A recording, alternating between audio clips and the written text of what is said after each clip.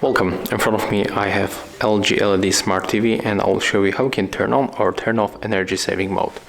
You have to simply grab your remote control and tap on the settings.